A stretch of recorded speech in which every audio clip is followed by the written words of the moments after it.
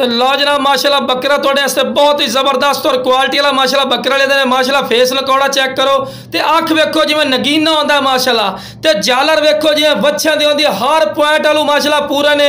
तो एक बारी फिर दोस्तों की फरमाइश तो जनाब शेरा बकरा ले आंदे ने 100% वाली माशाल्लाह चीज़ है।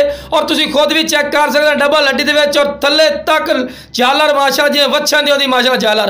तो कन्नां की लेंथ भी वेखो तो कन्नां की चौड़ाई वेखो माशाल्लाह, खूबसूरती वेखो, नयाब और खूबसूरत माशाल्लाह चीज 100% और जनाब साड़ियां गल्लां दा ना रहो, तुसीं खुद भी चेक कर सकते हैं। और माशाल्लाह डबल हड्डी दे विच ने, चमकदार पशम विच और ब्रीडर क्वालिटी दा भी तुहानूं चेक करावांगे। ते मोटे पैरां दा फायदा होंदा भी कि जो जनाब 150-200 kg वजन चावण वाला बन सी तो वजन चावना बर्दाश्त कर सी इस को मोटे पैर। तो ला जनाब फोटवें नल्ला का फायदा होंदा कि चंगा ब्रीडर क्वालिटी का बच्चा है पिया। तो जनाब उम्र सिर्फ 5 महीने, लेकिन क्वालिटी चेक करो, बैठवें सिंह चिपटे और दोम वेखो बिल्कुल तीर वाली कार सीधे और हर पॉइंट और हर गल माशाल्लाह पूरे ने। तो वेल चेक कर सकते चंगी वेल च और खूबसूरती वेखो आदन प्योर शेरा 100%।